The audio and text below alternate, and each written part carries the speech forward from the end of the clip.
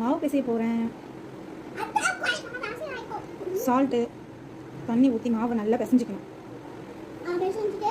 பிசைஞ்சிட்டு ஆமாம், லாஸ்ட்டாக பிசைஞ்சு முடிச்சதும் எண்ணெய் ஊற்றணும். சரியா? தண்ணி பத்தலை, இன்னும் கொஞ்சம் தண்ணியை மேலே தெளிச்சிக்கணும். சரியா மேகரோஷினி? பிசையும் போது ரொம்ப தண்ணி ஊற்றக்கூடாது, மீடியமான தண்ணி ஊற்றி மாவு நல்லா கெட்டியாக வரையும் பிசைஞ்சிக்கணும். ஓகேவா?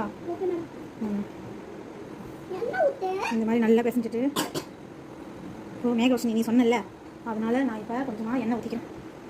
சரியா?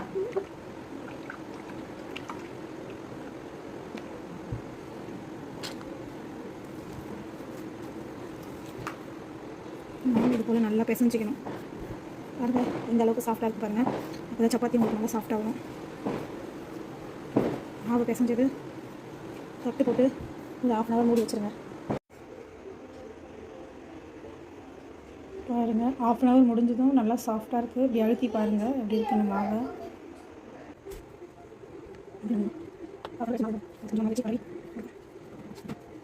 சப்பாத்தி மாவை உருட்டிக்கோங்க.